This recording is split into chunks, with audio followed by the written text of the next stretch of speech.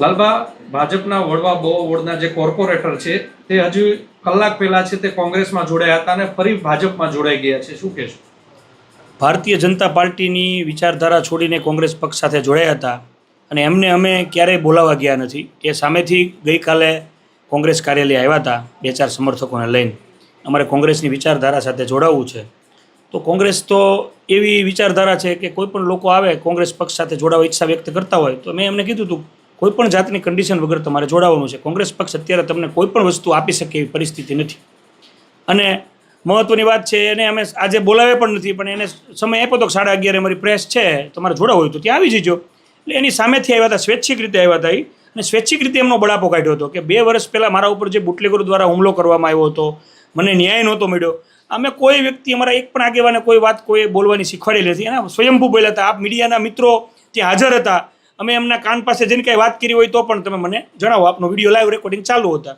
એટલે એની મરજીથી બોલ્યા હતા. પણ કોઈ પણ જાતની પ્રેશર ટેકનિક હશે એટલે એને પાછું કંઈક એમનું પણ પોતાનું કંઈક એવી વાત હશે રહસ્યવાળી, એટલે એ પાછા જતા રહ્યા છે એવું મારું માનવું છે. એને આક્ષેપ કર્યા છે કે પ્રમુખ દ્વારા એને કહેવામાં આવ્યું છે કે આ આવી રીતે બોલજો. પ્રમુખને તો ખ્યાલ જ નહોતો એમને બુટલેગરો હુમલો કર્યો તો મને ખુદને ખબર જ નહોતી. એમને વાત કરી મીડિયા સમક્ષ ત્યારે તો મને ખબર પડી કે અમને બુટલેગરો એમના ઉપર હુમલો કરેલો હતો. અને તમામ મીડિયામાં મિત્રો ત્યાં હાજર હતા. પ્રમુખ એની પાસે વાત કરવા ગયા નથી. તમે જોયેલું છે. તમે એક નહીં, તમે 30 લોકો હતા અને તમારા સૌના કેમેરા ચાલુ હતા.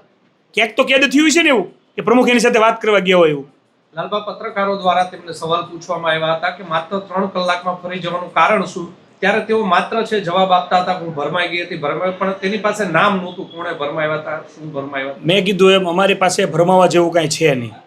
અમારી પાસે એવી કોઈ વાત નથી કે અમે એને ભરમાવી શકીએ. એટલે એ એની સ્વૈચ્છિક રીતે એની સાથે એની રીતે આવ્યા હતા. અહીંયા અમારે જોડાવવું છે કોંગ્રેસ પક્ષમાં. અમારી યારે ભાજપમાં અન્યાય થયો છે. ભાજપે અમને ગણ્યા નથી. ભારતીય જનતા પાર્ટી અમને સાંભળ્યા નથી. અમે મુખ્યમંત્રી સુધી ગયા. હું એક કોર્પોરેટર કક્ષાના વ્યક્તિ હોવા છતાં મારી સાથે અન્યાય થયો છે. તો એ વાત લઈને અમારી સાથે જોડાવા આવ્યા હતા. અને એને મીડિયામાં ખુલાસો કર્યો કે મારા ઉપર બુટલેગરો દ્વારા હુમલો કર્યો ત્યારે તો અમને ખબર પડી.